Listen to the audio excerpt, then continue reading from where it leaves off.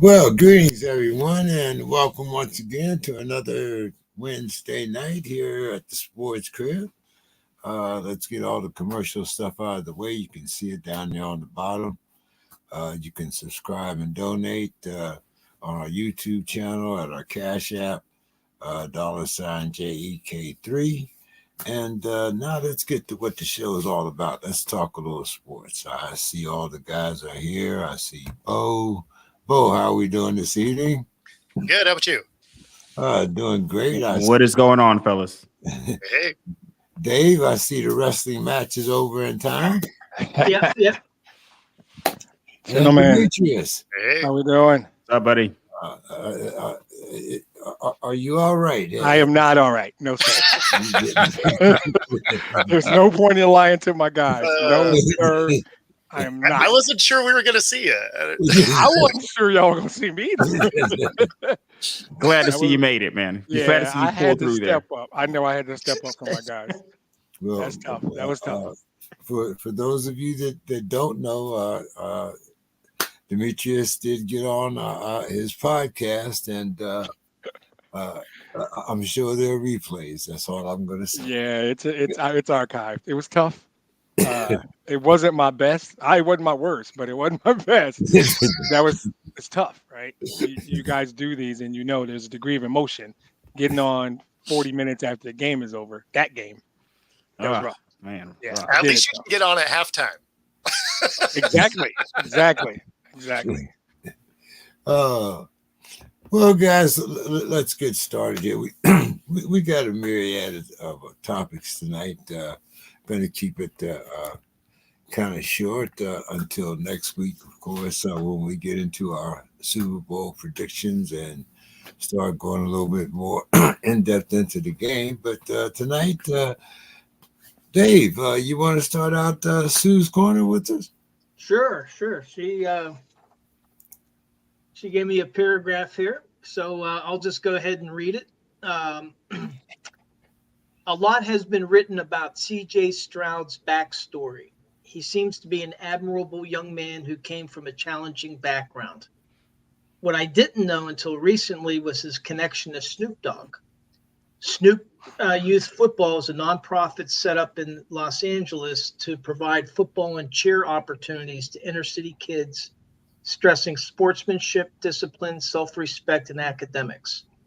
CJ played in this league during middle school, coach on a team he had.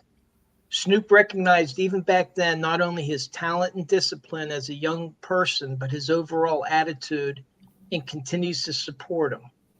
Quote, "He's so positive," Snoop said. "That's what I like about him, is that he's pushing a different narrative than a lot of these other guys in the league. He's pushing a real narrative of spirit, love, and just being a voice of positivity," unquote. Unfortunately, CJ won't be in the Super Bowl this year, but he did receive many kudos, such as the Offensive Rookie of the Year, and certainly has a bright future ahead. So that's Sue's Corner, talking about the link between Snoop Dogg and CJ Stroud. Very cool. Very cool. Yeah, Snoop does do a lot of work with kids up in LA and has been very successful at it. He's been doing that for a long time too, I think, for quite a while. Oh yeah. Yeah. I mean, that was when he was young. That's when he was Snoop Dogg.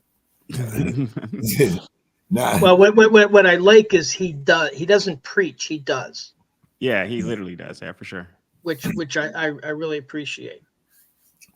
Well, guys, I know I got a few baseball aficionados here on the show, so I thought I'd throw a question in for you. Well, not a question, but a statement, and wonder what you guys were thinking. We were always talking about small market teams and whether they're successful or not, and one of the teams that has been rather successful is the Baltimore Orioles. Well, the Angelos family turned a $40 million investment into $1.752 billion evaluation. Guys, what were your thoughts on the sale of the Orioles? This is something that has happened within my lifetime, but I thought this was, uh, let's start with you, Demetrius.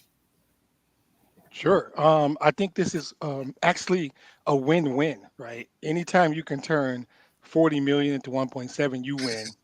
But quite frankly, this might be such a great buy, even at 1.75 billion. They have young players on that roster right now, like the catcher Ruxman and a couple of pitchers, Bradish and Rodriguez, if I'm not mistaken. They're really good, and they have, by most people's argument, the best farm system in baseball.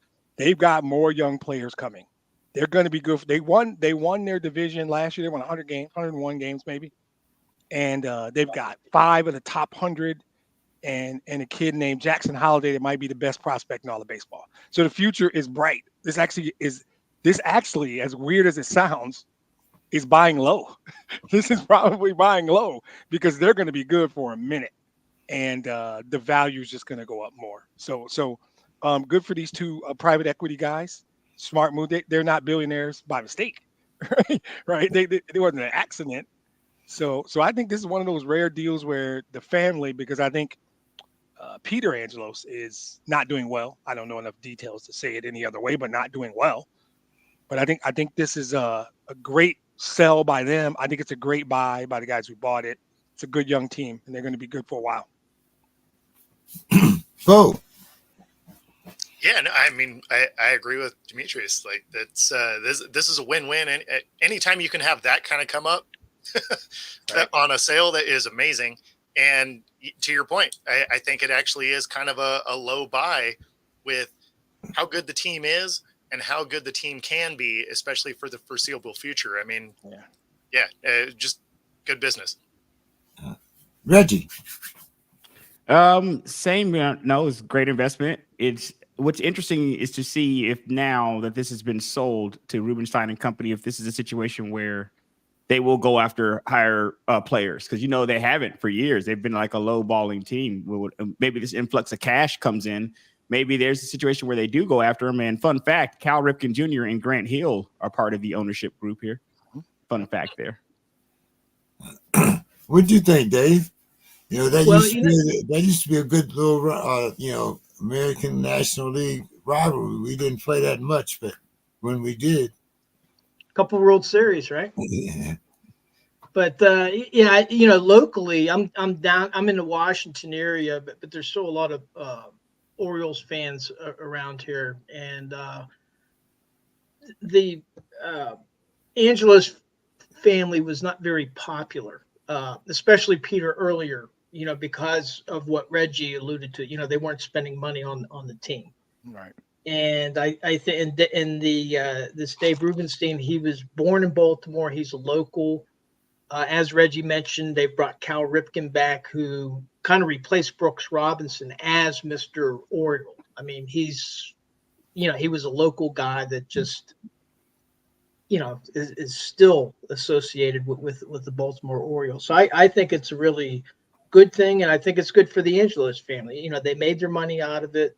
I think the son John has been the one that's been the CEO and running the company, and I'm pretty sure that they're going to still keep a stake in it. I believe that this is pending approval by the owners, but I would think that if they put together a good package, it's going to happen. And if they do start spending money on the players, then the fans are going to be, the ownership group is going to be very popular with them. Yeah, Orioles always been a solid team, but like you said, never was one to spend money. So we'll see where that goes. So if you guys were to sell a team, right? Say you've been the owner for a long time, you're going to sell the team. Would you be like, hey, I'm going to sell this to you, but I get a box, right? Like in this deal, I get a box forever. I think they kind of earned that. That's a gift. I'll put a box in there. I feel like Absolutely. I negotiate that. I want that box. I want that box named after me, and it's mine. Absolutely. Yeah. Yeah. 100%. Like I want box seats forever. Keep a fraction of the action. Yeah, man. Right? Like I want the suite, I want the catering, right? Like Yeah, it would be interesting to see what some of the little clauses would be in that we don't know about. Like you say, a boot, one of the stadium room for life or whatever. It would be interesting. A couple NBA questions here. Not going to stay on it too long. But Bo, do you find that the high-scoring league is more enjoyable to watch? We had 4 players that scored 60 points or more last week. nah, can we play some defense, please? Just once. Like one time, can we make this not an all-star game from the 90s? Like, man. So no, I don't enjoy it more. Reggie.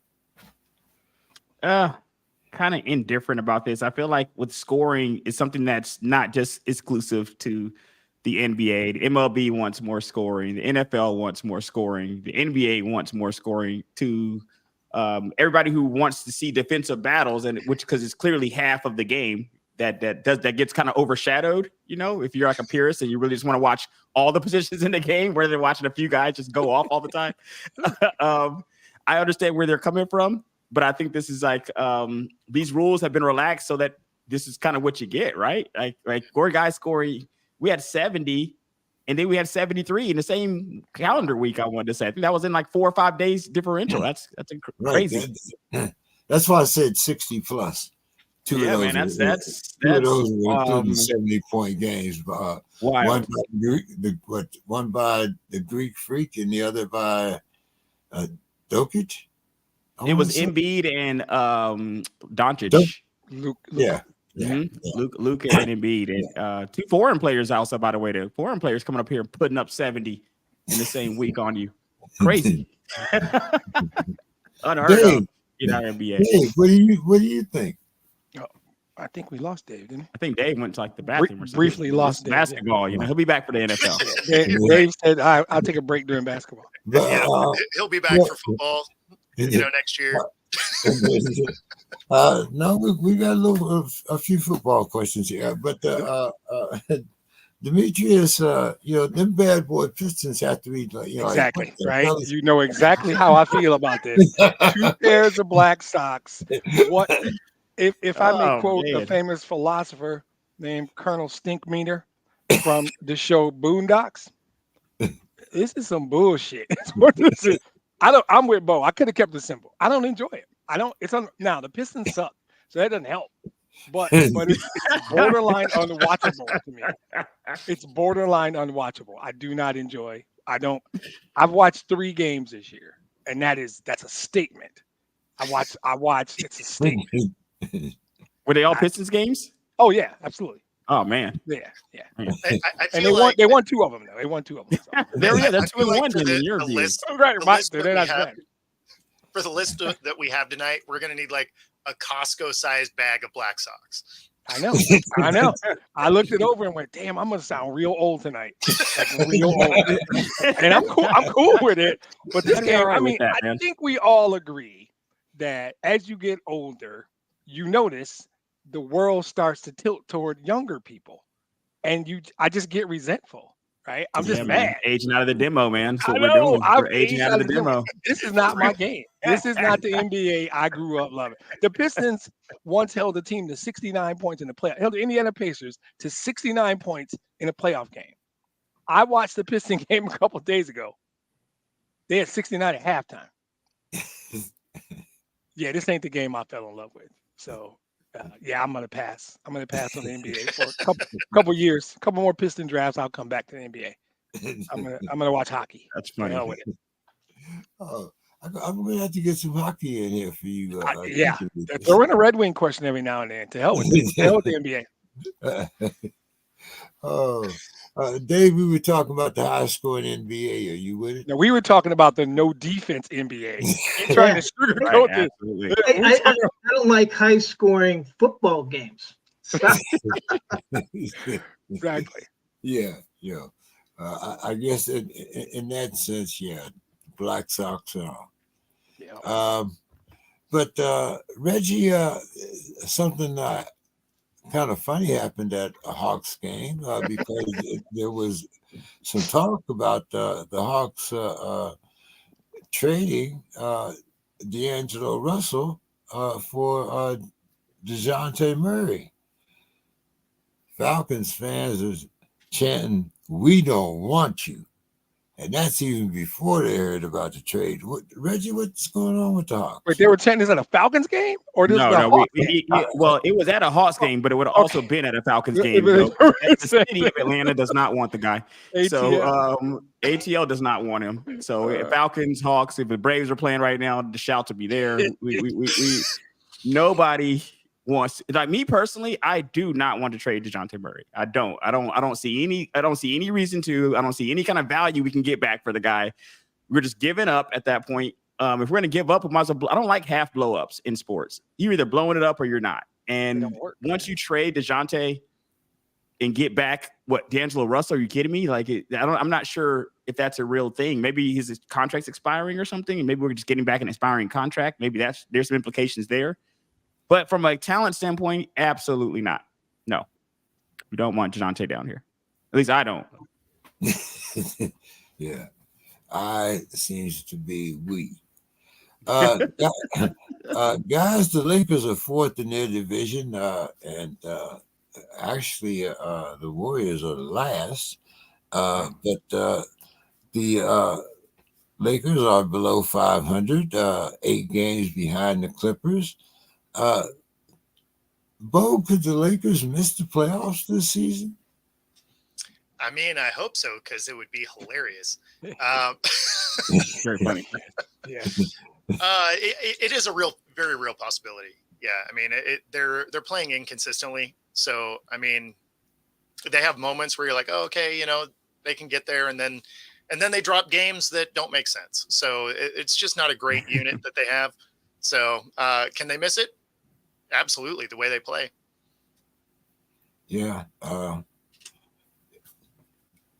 So much for I'm really looking at that situation where LeBron wants to play with Bronny, and it seems to be getting further and further away.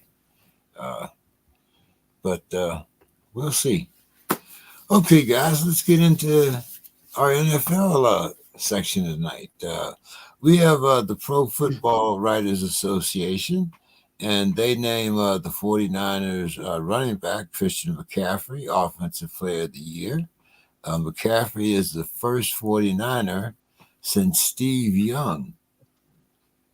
That was kind of a fact that I didn't know. And he's also the first running back since Todd Gurley. Wow. They also named Lamar Jackson the MVP, and they named Myles Garrett Defensive Player of the Year. Any surprises here, Dave? Not a surprise. Just one of them is a joke. One of the ones that were named. Well, you can say You gonna leave us hanging? What or is what it? I mean, the one that I don't think belong, and I guess I'm a homer, but Myles Garrett. I think there's no way that he outperformed T.J. Watt as Defensive Player of the Year. And guys like Peter King, these former, once reliable journalists. He said he relied on Pro Football Focus and on their grade on quality pass rushes. Yeah. And it's like, wait. TJ Watt had more sacks, more quarterback hits, more quarterback pressures, but somehow Garrett is a better pass rusher, had more quality pass rushing. So this is like an invented metric. It's kind of like saying, well, hey, this quarterback, he throws a really tight spiral. Yeah. So I'm going to grade him higher on his passes, even though they're incompletes, over the quarterback that threw wobbly passes that went for touchdowns. It's like for style points. Mhm. And it makes absolutely no sense to So me. you're saying just because TJ Watt outperformed him in every metric that matters, he's better? Yeah. And we're relying on pro football. Sure. No, I'm 100% in agreement with you. I'm kidding. But, Yeah, but that's crazy. you nailed it at the beginning. Uh, They're relying on these Pro Football Focus is ruining the way certain people watch our game. And I didn't mean to interrupt you. I agree with you 100%. You would think that they are part of the voting body for the college football playoff. And they might be. We don't know yet. They might be. But, you know, for the other ones, McCaffrey, I thought that was a great selection. You know, the 49ers, everybody talks about the NFL as a passing league. The 49ers ran the ball more than they passed it in 2023 in the regular season. They ran the ball 499 times and they passed 491 times. McCaffrey ran 54% of those running plays, plus he tacked on 67 receptions. Can And we so have 49er talk, please? well, I mean, I think it's a well-deserved No, I'm offensive player. The truth of the hurts year. there, Demetrius. You know who some of those yards were on. I admit it. I was still hurt. I'm still hurting. And then David is waxing poetic I'm sorry, about all I'm the like great. rubbing that I scab know. on. I'm looking at the scab. Look how great the 49ers are. But a little bit less so. I think Lamar Jackson is deserving because they're looking at the regular season. And I think he earned it. You know, we'll talk more about the playoff game, but I think that those two were very well deserving selections. But the Myles Garrett thing, and the other thing that got me is the NFL marketed Myles Garrett all season long. Yep. Like on Twitter, you would see the NFL, who's supposed to be the administrator of the game. I would think that they would be an impartial judge. But they were basically marketing him all season long, and it's, well, don't you also hire the officials? I mean, it's an optics thing. I'm not making any claims there, but it's kind of, I would think that the NFL would be more neutral in those types of awards. Yeah, I was going to say, I'm not making like any you are, claims, bro. but they are trash. It certainly sounds like you are. Reggie, you've been kind of quiet here. Did you? No, I second what Dave said. Well, because all you can do is perform and put up stats. Like there's nothing else players can do. So when a players perform and put up stats and not rewarded for said stats, that's kind of, I mean, I think that's a legitimate point. I think TJ Watt could have easily won this award.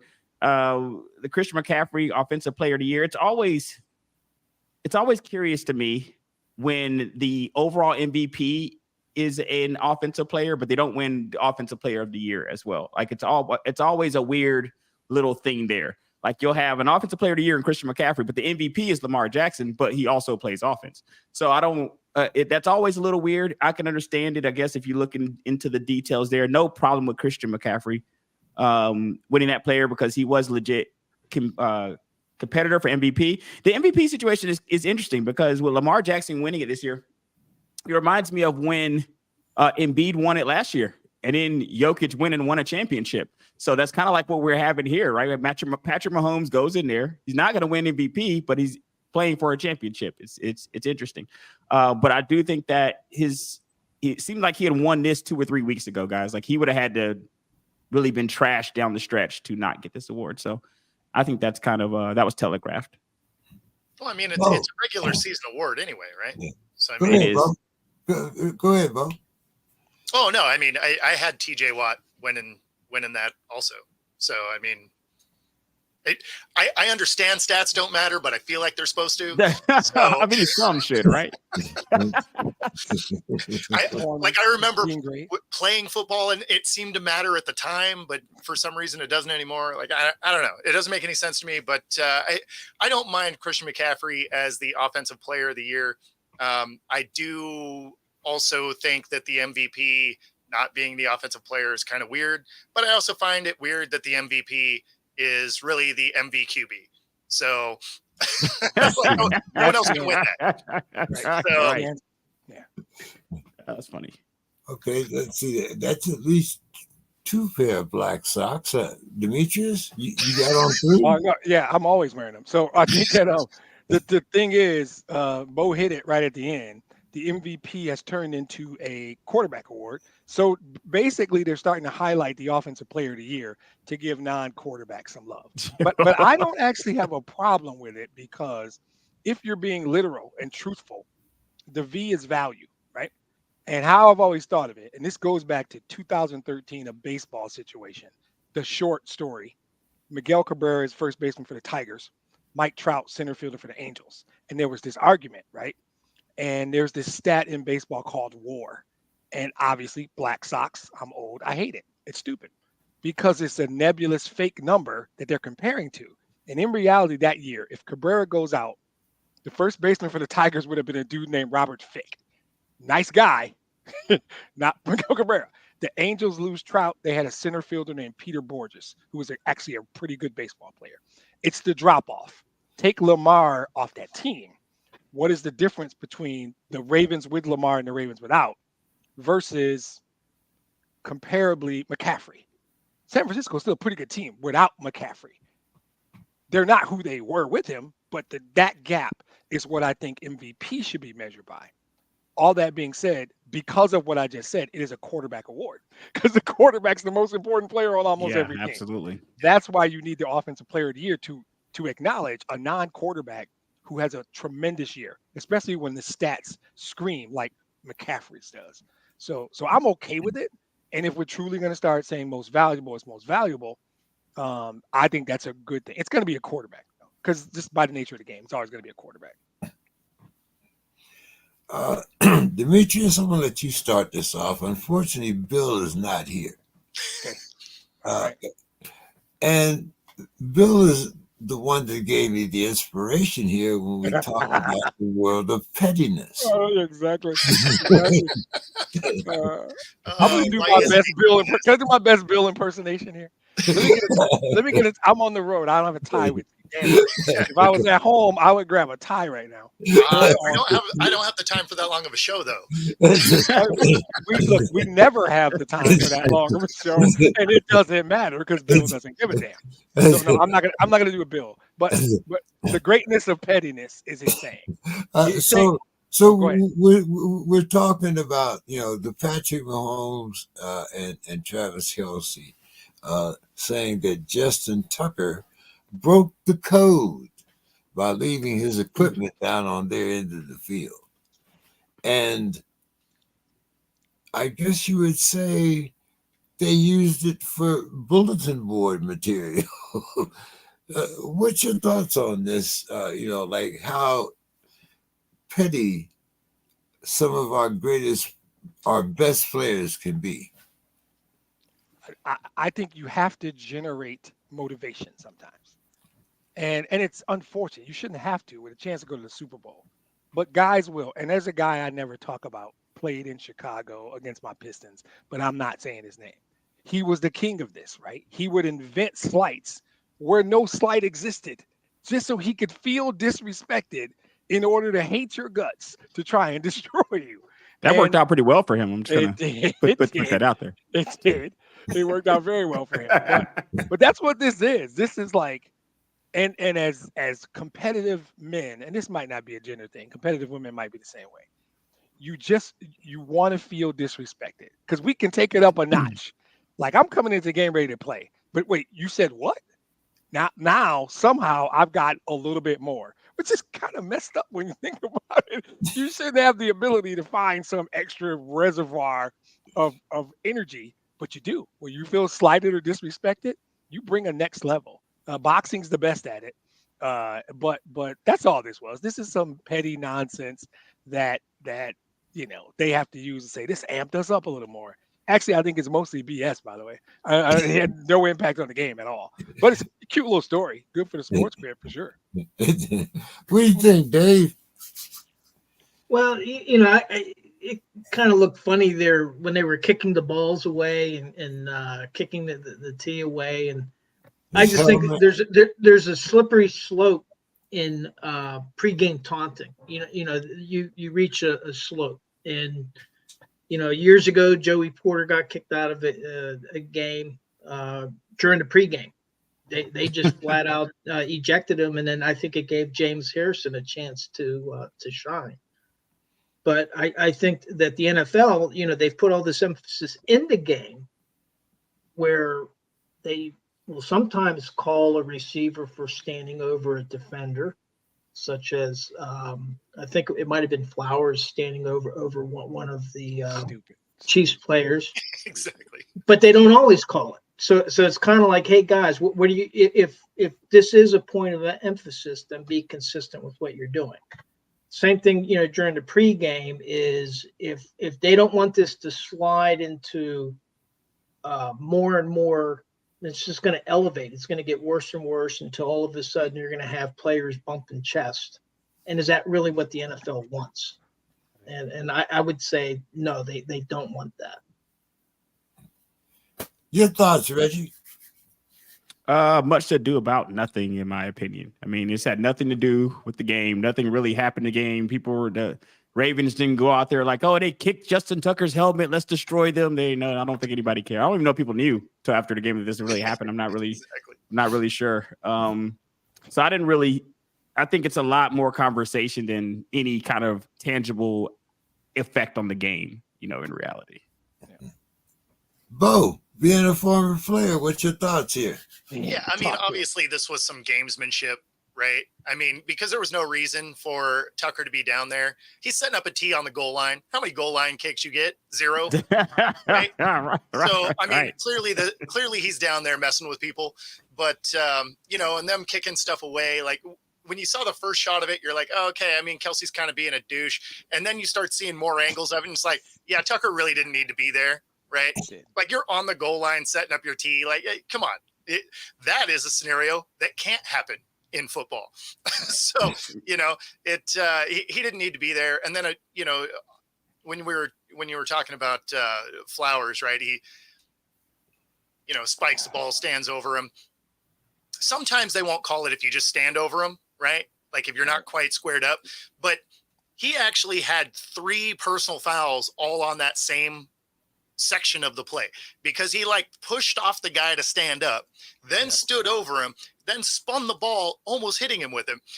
Like you could have got it for all 3 acts. So there's no way that one was going to slide.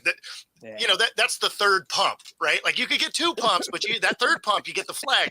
So that one, they were doing he did as many things wrong as you possibly could have. So at least he capped it off with a fumble. Right. Exactly. Finish it right. Bo, was that moment just too big for the Ratbirds, i.e. Lamar Jackson? So I actually don't blame Lamar a ton outside of throwing into triple coverage. That was the most idiotic throw I've seen in a while, but it was a play calling thing. So if you have it was 8 rushes to a non-quarterback, only 6 of them were to running backs for the best running team in the league. So you basically abandoned what got you there before the game even started. Yep. So, I mean, the fact that triple coverage is even an option was because they abandoned the running game and there was no reason for it, right? It's not like this game got out of hand, right? It ended 10-7 17-10. Right. So it's not like it got out of hand and they're like, oh, we have to abandon the running game because we're down by 30. We got to catch up. Like this game was never out of reach. So you didn't have to abandon a game plan that has worked for you for 18 weeks. Like, I feel like, you probably could have got this thing done. But no, I mean, he definitely had some moments where he made mistakes. He had a couple of overthrows up the left side that should have been able to be makeable catches. Obviously, that pick was just horrendous. But, I mean, he played well enough that had some of those things connected, I think they probably would have been fine. Because the defense did their job, right? They held KC to 17. They held them scoreless in the second half. So when you look at the stat sheet, the 3 turnovers is probably the biggest part. And the 100 yards of penalties, which really just showcases that the entire team wasn't mature in the moment, and KC has been there 6 times in a row. Reggie, what did you think? Was the moment just too big for the Ratbirds? I do think in all it was because they beat themselves down the stretch. You spend time beating yourselves down the stretch, and the other more experienced team doesn't. These are the kind of things that I think Mr. Scott's waving down there. I'm gonna get to Mr. Scott in a minute. But yeah, I do think they spend a lot of time beating themselves. Especially the Flower situation was the ones where you had to have it. I get that teams don't always call standing over players, but it's kind of like speeding. Like you can speed a million times and not get pulled over for it, but if you do get pulled over, you're still speeding. Like he still got it was very flagrant in the sense that Bo described it, especially when he threw the ball down, the ball spinning next to the guy's head. So I think there's more of an issue there. But I think at the end of the day, right. Like you're just daring them. You're daring them to throw it at that point, right? You're daring them to throw it. And the reaching the ball over the goal line. I mean, it's a bunch of little things, right? It's like death by 1,000 paper cuts. It was a bunch of different little things that I felt like they could have done a lot better. And the Chiefs just did a good job just not beating themselves and holding on at the end. So I think so. Not just for like Lamar specifically, but I think for the team, going away from the run, going away from what got you there, all those kind of things contributed. Guys, I'm gonna put on my black socks here now because my heroes were George Atkinson and Jack Tatum. And spinning the ball beside the guy's head was nothing. They would have probably spent the helmet with his head in it. I mean, but there's a lot of things that would have went on in those things. Speaking of Matthew, changed, the game has changed. Mr. Scott, how you doing this evening? Very good, gentlemen. How's it going? Have you already talked about the Motor City Kitties? I mean, what the hell is happening? Here we go. Gracious, man. No, I think that's on the itinerary. I think he just added that. He's got his mouthpiece in, man. He's ready to go. Mr. Scott, right now we're talking about the Ratbirds. We'll get down with the rest of this later. So, what did you think about that game? Was the moment just too big for Lamar Jackson? Well, it's obvious. He came out flat. I mean, he was missing passes. First few passes, guys wide open, he missed some passes. But the thing about that is, what people have to realize is that, the great Michael Jordan, he couldn't get by Boston. Okay, he couldn't. I was in Quad Cities when he was hurt, but he came back for that playoff. When they first made the playoff against Boston, he scored 62, but they got swept, okay? And then he couldn't get by Detroit, of all people, if you can imagine that, with the bad boys. They couldn't get by Detroit. So there's no reason for Lamar to give up. Oh, man, you got to look at who beat you. Sometimes it's about not what you did. It's like who beat you, okay? He should outlast my man in Kansas City, who's the main man now, no question about it. And so his turn can come. I mean, they have coaching, they have good, So I mean, I don't think that's the end of the road by any stretch of the imagination. It's just that sometimes you got to look at who you beat, who beat you. I mean, and that's who the Vikings. They lose to Hank Stram. I mean, they lose to Matriculating Down. They lose to Chuck Noll. They lose to Don Shula. They lose to, So, yeah, it was sad. I mean, my buddy in Baltimore, he called me and said, even my drink don't taste good now. Even though he's so down that he just, oh my goodness, I just had to call him to make sure stay away from, like I told my man in Detroit, stay away from tall buildings and sharp objects. I'm telling you, goodness gracious. So, but yeah, no, I think he'll be back. I mean, he's it just wasn't his time this time. What do you think, Demetrius? I think that the difficulty is when you can play better. What they struggle with. So there's the fans and there's the players. What those players are struggling with is they know they didn't give their best effort, right? Yeah. And that's hard because they know they had a better game that they could have played. So they walk away not knowing if they're the better team. Actually, they probably still believe they were the better team, and you lost on that day. And losing is significantly more difficult for players, fans, everybody than getting beat. If the other team's better and they just outplay you, you can process that. Like When the other you- game. You mean like the other When game? you beat yourself, that's what you can't let go of. That's just tough. That's just tough. Dave. I agree with, but to me, I did not understand the play calling. They only ran the ball 16 times. It was by far the least number of times they ran the ball all season long. Yeah. 3 out of their 4 losses, including the 2 to Pittsburgh, the winning team ran more than the losing team. And they were averaging over 5 yards a carry. And I know that they stuffed Edwards a few times, but still, why? There was no reason to give up on the running game. And I don't understand that. So on that part, I would put on play calling, and that might have helped Lamar because he had an off game. He only completed like 55% of his passes. You know, the fumble by Flowers at the goal line, that was pretty crazy. But still, maybe the running game would have helped ease that a little bit. And so to me, yeah, the Ravens. I don't know what they were trying to do. Were they trying to highlight Lamar Jackson? I have no idea, but it didn't make any sense to me. They were trying to catch an L, I think. Right. Well, they succeeded. They did a good job of that.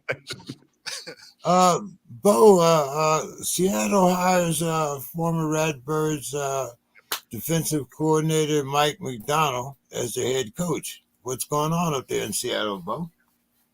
Yeah, I actually like this. There was only 2 coaching options that I actually thought were a good pickup, right? Would have been Ben Johnson, although from the sound of it, he wanted some crazy money. And so I'm glad they didn't go that route. And then, McDonald, they have a great defense. And it's something that the Seahawks have really struggled with, especially over the last 5 years. They've been bottom 5 in just about every category over the last 5 years. And so if he can bring some of that back to the Seahawks, the offense is dynamic, right? They got a great trio of receivers. They actually have a 4th receiver that is in Bobo that's a solid receiving option. You got 2 good running backs. The offensive line should be healthy, right? And then Geno can do enough. Outside of this last season where that offensive line was hurt all year, the year before that was a top 10 scoring offense. So if you can go from a bottom 3 defense to a middle of the road defense, it's going to be a tough out for anyone that plays them. All right. Reggie, the Falcons hired Zach Robinson as their offensive coordinator, and they're interviewing Sean Desai for the defensive coordinator position. What's going on down there with the Falcons? The Zach Robinson, for some reason, the Zach Robinson hire wasn't as polarizing as the Raheem Morris hire. Like the Raheem Morris hire, you had all kinds of people coming out that either loved it or hated it. The Zach Robinson is kind of met with people kind of like it down here. I don't hear a lot of negativity about it.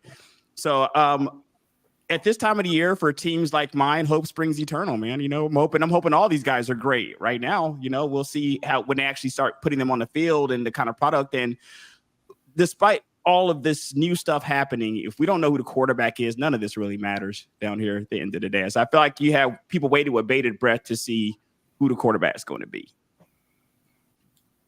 Any speculation? It's going between.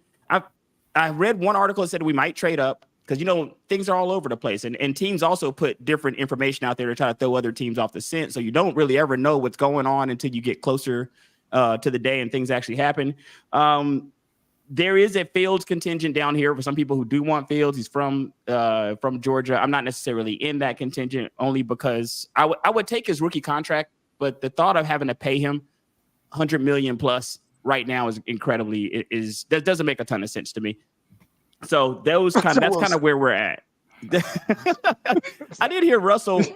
Russell would come through on pretty much a Dollar Tree contract. He would. So I would. I would work take nights that. at the Home Depot. Yeah, let me tell you something. I would Russell because there is a rumor out there, guys, that Russell at $36 million for 3 years. I mean, I'll kick the tires on that at 12 million per.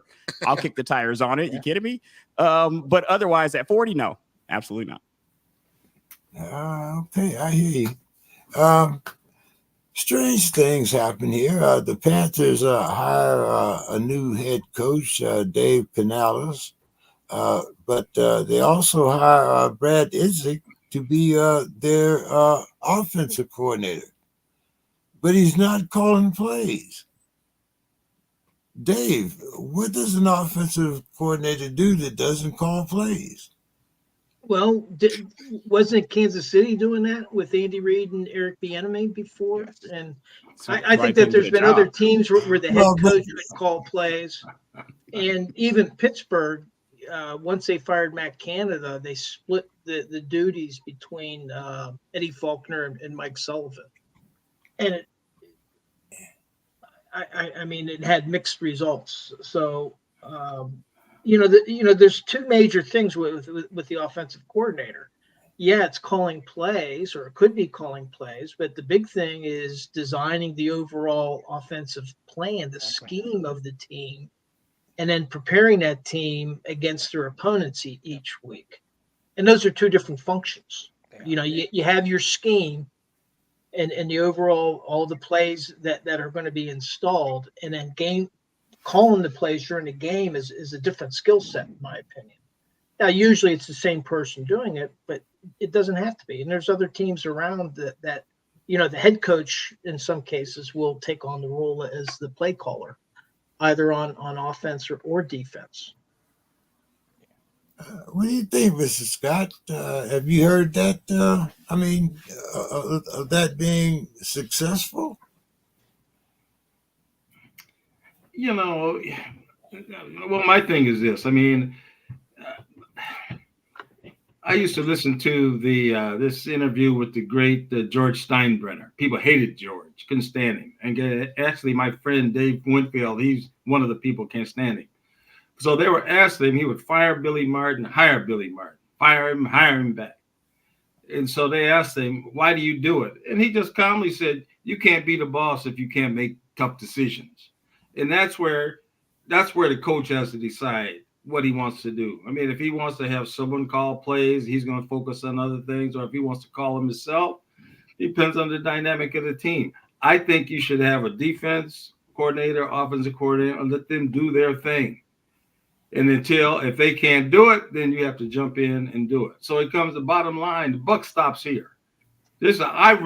I sail the ship where the ship don't sail. This is how I do it. And so, that's my thoughts on it. The head coach is, in charge, and he can have lieutenants that does, their job too. So it's how you organize your ship.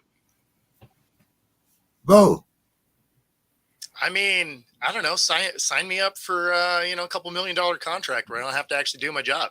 I'm in. Let's do this. But I mean, I've always thought it was weird to have an OC and then a head coach that is calling the plays, because if it's not your scheme, I feel like the person that wrote the scheme should be running that show, right? And then if it is your scheme, your offensive coordinator is running practice, I guess, right? So, I mean, I don't know. I'm a fan of hiring people to do the job, trusting the people to make those decisions. But if you are, that person's like, hey, I got to call the plays, then you probably don't really need that position filled. Like, I think you can have somebody that can run practice pretty effectively on its own. But still, if anybody needs an OC and not need me to actually do the job, give me a call. Demetrius.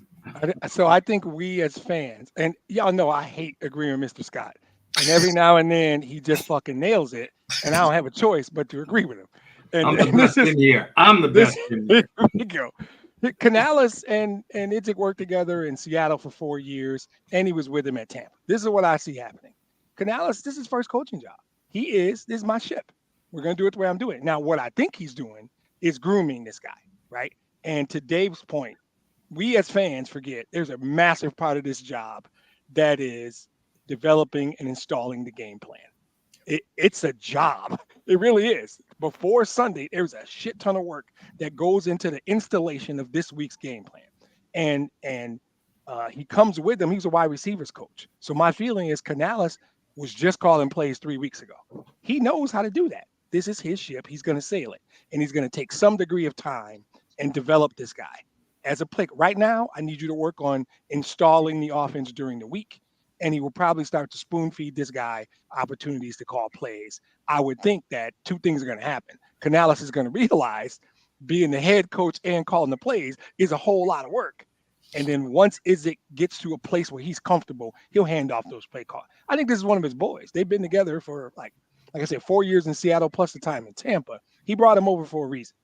And I think that it is good money. And I'm with Bo. I take it to do half the job. But I think there's a development thing going on here. There's a degree of this is my ship. I'm sailing it first, right? And when you get up to a point where you could be a first lieutenant, I'll make you a first lieutenant. But right now, this is his first ship that he's ever sailed. So if it were me, same way. First time I was a boss, we're doing everything my way. I don't trust nobody. I'm making all decisions. And that's kind of what it is. And at some point, I think this guy will start calling plays, though. Reggie. I feel like if it's going to be the coach calling plays, then I can kind of co-sign this. If it's a third person, it's going to get weird because that's just another person to blame when shit goes wrong. And they're already blaming. They're already trying to throw it around as it is anyway. So they don't just add a third person in here. Let's just not just blame the GM for giving me shitty players, right? It's you. You guys didn't execute my plays. I called the play. You know, I'm not sure exactly what leg that person would have to stand on doing the least amount of work in the building. But if it's the coach, then I could take it. Yeah, exactly. That's pretty much it. A guy we could throw out there to you when it's time to fire and buy us another year guy. Yeah, buy us another year guy. Exactly. Boy, you guys really got on your black socks tonight. Bo called it at the top of the show. Black socks everywhere. Yeah, right. That's why I said we need the Costco bag of black socks today. And then Scott rolls in with a grill from straight out of Compton. Comes in straight out of Compton with a grill in his mouth. He's got that lowrider on Dayton's out front. He did. He came in hot. He was waiting for it. Yeah. Well, see, I'm used to getting shots. I'm used to that. I'm used to it. You know, now this is why people now all of a sudden, guess what? Who's the most hated team in Kansas City? Why? Because they beat everybody. Because they win. Yeah, they win. They win keep games. Winning, and everybody's so bitter because they want to win, but they're not good enough. That's the reason they can't win. Their teams and places like Detroit and these kind of places, they can't win because they're not good enough. They're just not catching strays. strays. This is why they can't win. The whole city just caught a stray just now. This is not unexpected. It doesn't even bother me anymore. It bounces off me. It bounces off me like it doesn't exist. I know who I am. I know about my city. It's funny. It's cool. So do I. Man.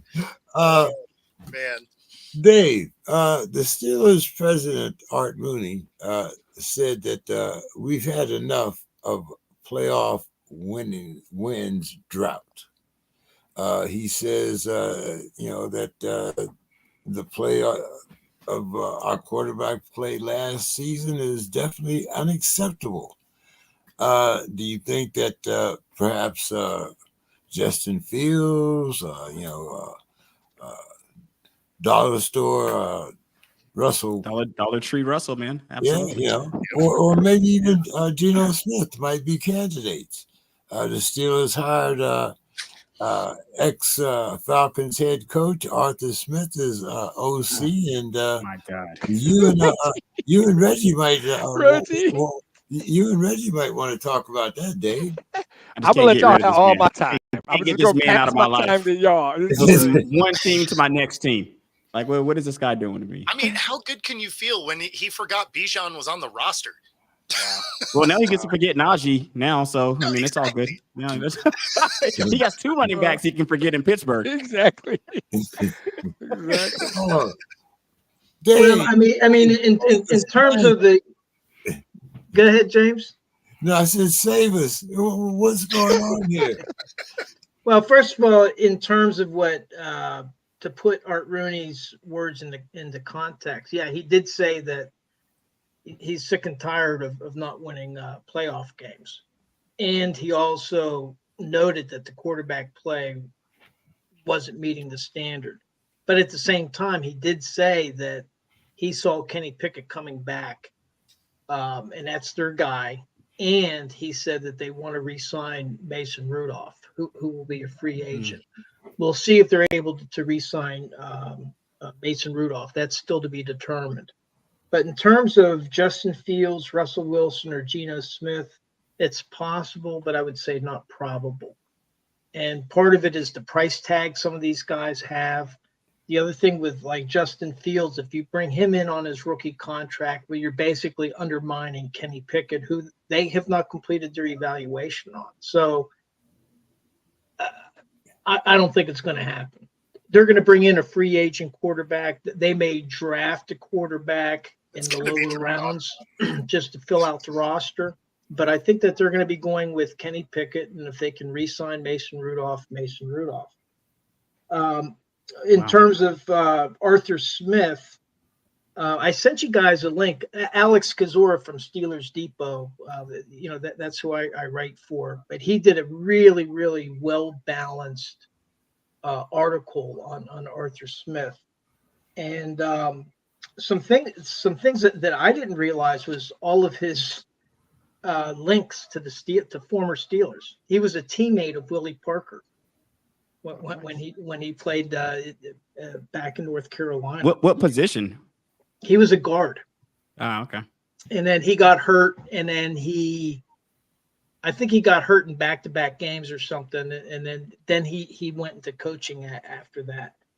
He Mike Munchak hired him as a quality control when he came back to the NFL. He had started out with the Redskins as an intern. So even though he's the son of a billionaire, this guy has a history of being a very hard worker and starting from the bottom and working his way up. And Mike Munchak hired him. And then after Munchak left, then Ken Wiesenhunt was the head coach. He stayed and then became the tight ends coach at some point. Then Mike Mularkey came in as the head coach. These are all former Steelers. And then Mike Vrabel became the head coach. So there were 4 head coaches in a row. And the common thread, the one coach that survived all those changes was Arthur Smith. I mean, he actually stayed through all 4 coaching regimes. And in the case of Vrabel, they let everybody go except for Arthur Smith and the special teams coordinator. For the Steelers Nation, there's a lot of people are saying, oh, well, we wanted the young guy.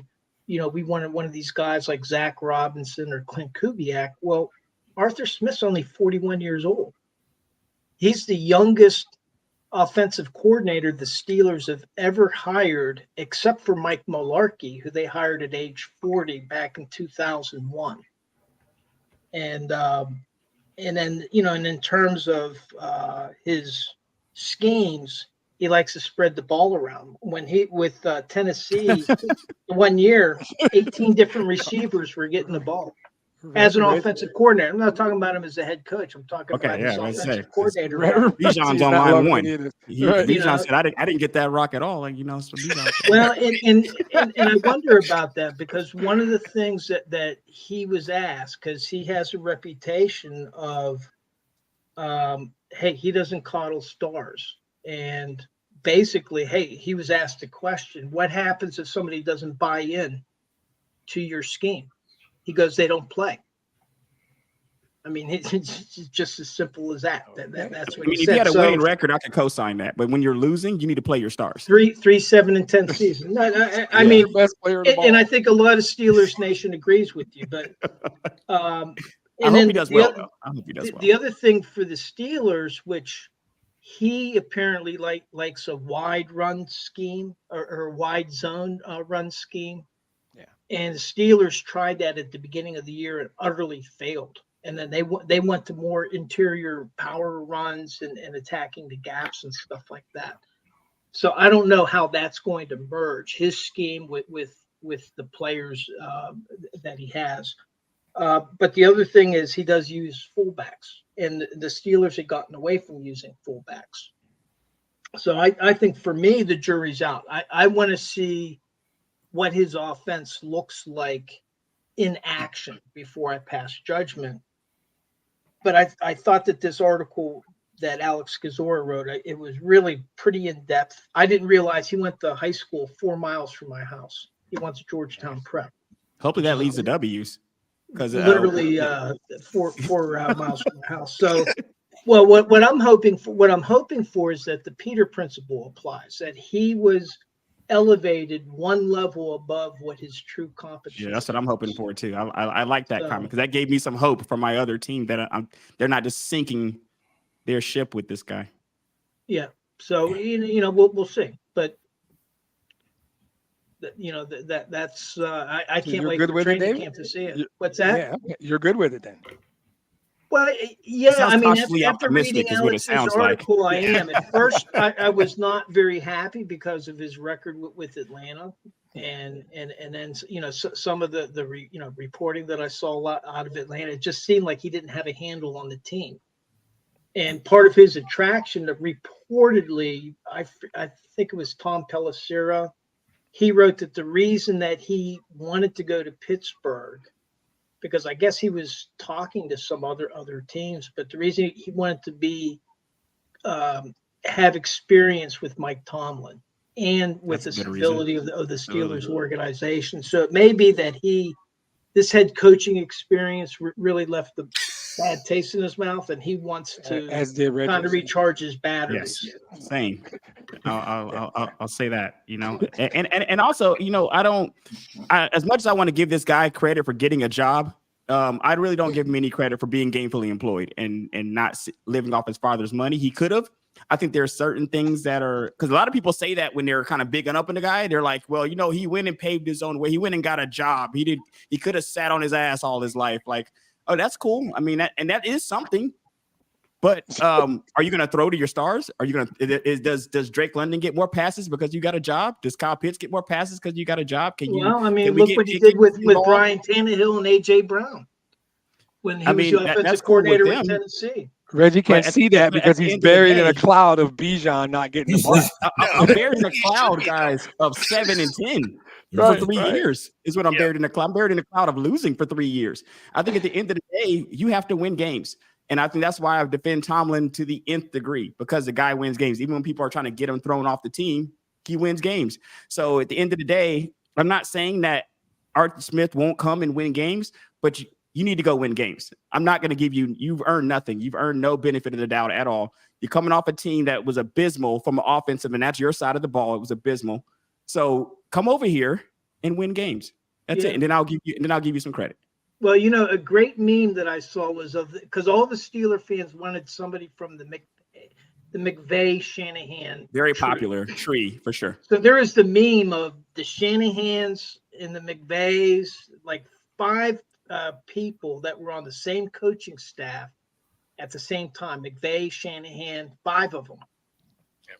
It was the 2013 Washington Redskins that won 3-13. Exactly. Yep. Exactly. So I'm just hoping that Smith is a better offensive coordinator than a head coach. Me too. Yes. I feel like you're going into this the same way I was mentally preparing myself when I heard the Seahawks had interviewed Kafka for the 3rd time. And I was like, cool. He was bottom 5 in every meaningful stat. I'm excited. This is going to be Hope great. springs eternal, bro. Hope this time of the year, man. This time of the year, we're searching for something. Oh, man.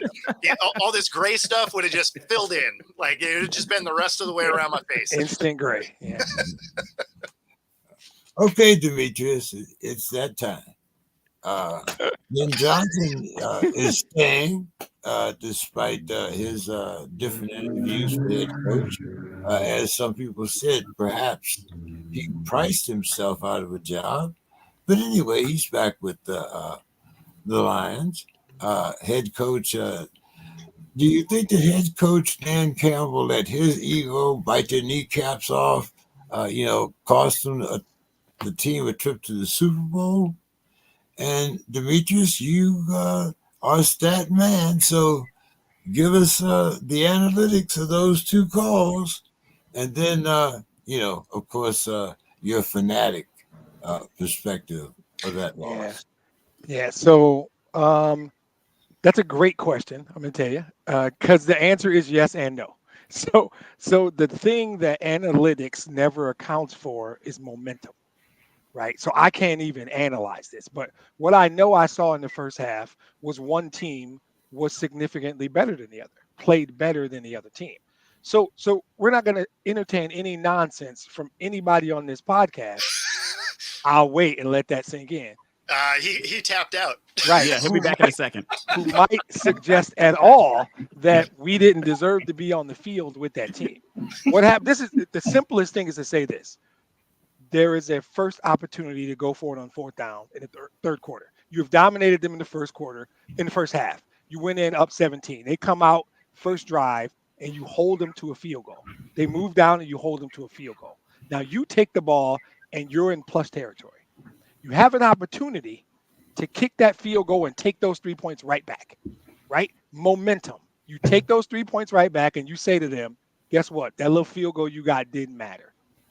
Because momentum is that snowball that rolls downhill. So that was a mistake. Now, I'm not mad at him because he is who he is. And there's an old saying about a frog and a scorpion, right? Dan Campbell's a scorpion. Can't get mad at Dan Campbell for being Dan Campbell. That's who he's been all year. I applauded him when it worked. I will not be a hypocrite and bitch at him when it doesn't, even in the biggest game of the year. I was not shocked he went for it on that fourth down or the later one. That's who he is. And truth be told, Josh Reynolds got to catch that ball. It wasn't a great pass, but Josh Reynolds had 60 targets over the year and he had 2 drops. Josh Reynolds catches that ball, it's a different game, but you don't. So now you don't catch it, they get the ball back. Now they've got momentum. They got a field goal, so they now 2 scores instead of 3. They just stop you on downs. They go down and score because your defensive back drops an easy interception. Now momentum's just building. Now by the time Jahmyr Gibbs fumbles and they tie the game, the snowball is rolling downhill, and that's just, I don't know what you do there. So at that point, it's not about who's the better team. Once we made that decision, the momentum took over, and we saw it happening. And we already know. My laugh is at his laugh, not laughing at Oh, your I know. comments. Oh no, I got you. We know the bullshit train.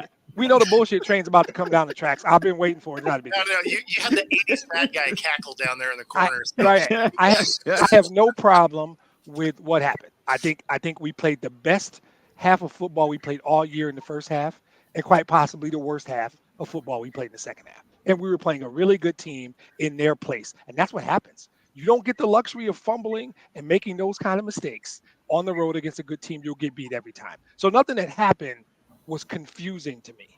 San Francisco's too good to let us run away. We weren't blowing them out. We knew we weren't blowing them out. And we let them back in, and they took it because they're good enough. They were good enough to take it back, and they took it back. Now, what would I say? What would I do differently? Dan Campbell's going to go for it on those fourth downs. Jahmyr Gibbs can't fumble. Josh Reynolds got to catch the ball.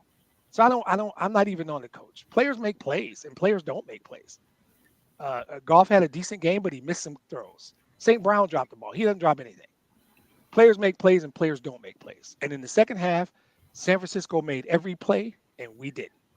Full stop. That's how it happens. There is no excuse. They were better. They were better than us, more better than us in the second half than we were them in the first half. And I mean, that sounds ridiculous, but that's what it was. But needed that touchdown at the end of the first half. Right. Instead of the field goal. Exactly. And it's just those are the things that happen. Change the whole game. The only play that I really didn't agree with, because him going for it on fourth down, it's who he was all year. I'm on board, right? Yeah. Plus, the ball did hit him in the hands. Like it wasn't a great pass, but you got to catch that ball. The one that I didn't like was when they ran it and they had to use a timeout. That was terrible clock management because you could have just passed it 4 times. Even if you don't, you still kick that field goal, right? You're going to score. You're going to get within 1 score, and you needed all 3 of your timeouts. Yeah, so right? He admitted that. He admitted that one. The onside. You could have kicked it deep, played the field position game, used your 3 timeouts. The defense was playing well enough that I think they could have got a stop at the end. That was the play that I was just like, wow, what are they doing? But going forward on the fourth downs made total sense to me. I wasn't mad at that at all. It was a full team loss. It was part coach. It was players. Goff missed some throws. Receivers dropped passes. Gibbs fumbled. Coach Mason, it was a full team effort, right? And that's generally, you can't do that. If they make 2 of those plays, it's a different game. You can't give a good team like San Francisco that opening. They're going to kick the door down and send your ass home. And that's exactly what they did. So, Reg, good to have you with us all night tonight. Give us Absolutely. your final thoughts, my man. Here's for hoping for a competitive Super Bowl. We'll see how many Taylor Swift mentions we get. I know there are a lot of people. There's a big Taylor Swift, Travis Kelce hate movement going on out there. I don't know if y'all seen that. yeah. People hate these guys. I'm not sure what exactly they did, but people can't stand them. So maybe we get an over under on Taylor Swift mentions on the DraftKings here coming up here, guys. They I'm succeeded just in saying, life. That's why don't play the drinking game because you'll die. You will die. You will be hammered on the floor. Yeah. Bo. Yeah. So final thoughts is the general do better, people. Somebody went and cut down a Jackie Robinson statue. I saw that. Then put it in a dumpster and lit it on fire out of a little league's, center area, right? Like, what the fuck are we doing? Right. That's it. Crazy. You nailed it. Crazy. Hey, what? I mean, wow. So hopefully this turns out to be some dumb kids doing dumb stuff, and not something more than that. But when you look at the pictures of it, it sure looks like they cut it most of the way and then broke the thing off. That seems a little more than kids doing kid things. Man, what are we doing? Be better, but guess people. what? They lose in life because the statue is just a statue. Exactly. They're You never never- gonna you never- that, guys. yeah, By the you way, never they will erase be his there mark. again. If Right. they ever do find who it is, because they might, who knows? If they do, I feel like you should just be barred from sports for life. I'm all about Fined public and shaming. suspended. Yeah. Yeah, I'm about just- public shaming. Put their asses on TV. Put them Yeah, out here. And, Yeah, absolutely. and just let a group of people that look like me give them the business. I mean, verbally. I'm not talking So physically you're saying assaulting. murder them. I got you. No, I'm saying hold them accountable. Have them stand in front of a group of people, whoever they're most uncomfortable being in front of, and explain yourself. You can't get away, can't run, can't hide. Yeah. Tell everybody why you did, because you're never going to stop the memory. You can't stop the impact. You can't Sure. take it away. Nice try. Right. Still Right. Jackie Well, Robinson. At the end of the explaining day. is a little bit different than doing business. So Yeah, sorry. That's what I was saying. Like, I mean, told y'all I wasn't over Sunday yet. I'm Right. not above jacking somebody up about this. Came in very hot there, Demetrius. Absolutely, man. I like it. Demetrius. We're just low key. We need to go beat that ass. Like, Right, exactly. We're barely after dark. Demetrius, your final thoughts. Yeah, so I'm keeping it light today, but I have this thing like before the sports crib. I like to check stuff out. Like, is there a significant event that happened today in history? Is there somebody's birthday? Just interesting. And every now and then you'll find somebody whose birthday is big today. Sometimes you'll find a couple people today. So I checked the list today, and I got Vernon Davis, the former tight end. I got Doug Peterson, Jacksonville's coach. Mario Williams, the #1 draft pick.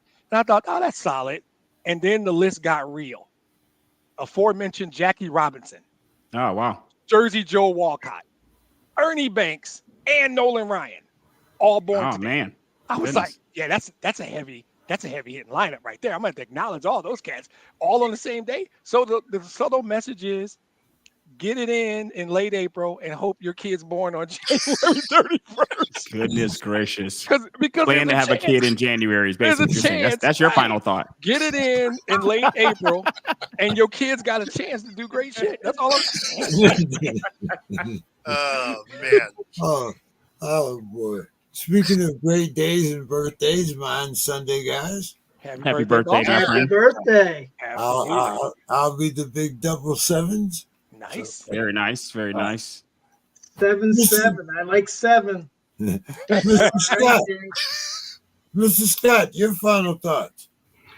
Well, I think it was really kind of, being denied the opportunity to make any comments on the Motor City Kitties and the Honolulu Blue. I mean, I think that was It's your time now, Mr. Scott. You still that got a was- few minutes. That was a slight. I mean, basically, the coach was exposed. I mean, you kick the field goals, you win the game.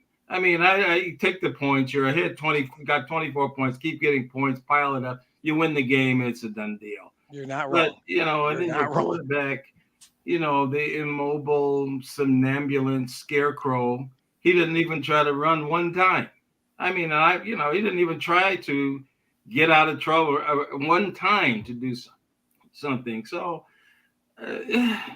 have you met Jared Goff? That ain't what he do.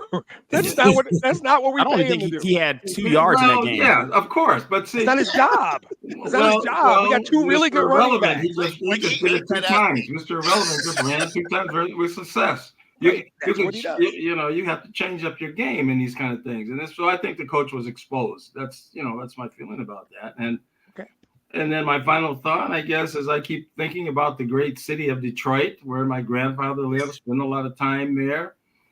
I thought about the great Tigers, Gates Brown, Willie Horton, Norm Cash, Colavito. I mean, what a great team. But what I remember is going to that old stadium and watching a game in that old stadium with the big giant first baseman. His son played for Texas. You know what I'm talking about? Big, huge guy. Cecil Felder. He hits a home run. But what got me was I looked at that stadium and I looked at the top of it. And I remember as a kid watching Harmon Killebrew hit a ball over that stadium. I'm like, I looked at the size of that and how in the world could he ever do it? Harmon Killebrew was one of my favorites. Him, Tony Oliva, my main men. So that's my thought. And my condolences. What a heartfelt statement was made last night by the man from Detroit. I mean, just such affection.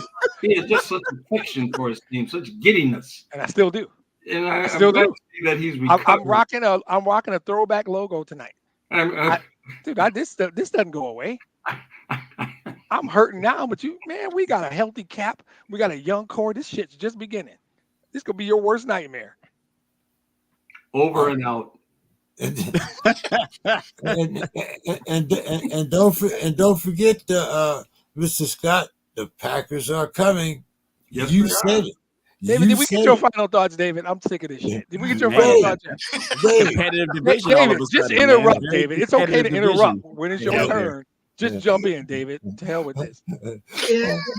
Dave, take us home. Now I'm going to add on to the Taylor Swift story, because there just seems to be like a lot of hate, a lot of, people are getting angry how many times that she's shown on the TV, and they're comparing the networks. This network showed her 17 times. This one only showed her 6 times. A lot of time on your hands. And I was listening to Max Starks. He's a former Steeler player, and he was on Steelers Nation Radio. And he said, the thing is when she's in that booth, those cameras are like a mile away. She can't even see the camera. And she can't control how many times that they choose to put the camera on her booth. She can't control how many times they show her on TV. And she's attended 11 of his games. It's not like she's just going to like one game just to be known. It's her boyfriend, and she's gone to 11 games. And she said herself that she never knew football, and she's learning to appreciate it. And for the NFL, they're about making money, right? We've talked about that a lot. Absolutely. And I was reading a journal article that the segment of the population that buys the most NFL memorabilia, Sue and I were talking about this evening, are women. Yep. Why? Because they're the moms. They're the ones buying all this stuff. And then also whenever there was a decline in participation in youth tackle football programs, who was controlling that? The moms. It was women. And so it only makes sense for the NFL. You have Taylor Swift, who, she guess there's a lot of young women that follow her. Well, who are those people going to be in the future? They're going to be moms. And so to me, the NFL is just doing what's smart. It's a good business decision. If she's going to bring more eyeballs to the game, like that Buffalo Kansas City game, they hadn't had records like that for like 20 years in terms of viewership. I don't even think it's the league, though. I think it's the TV networks.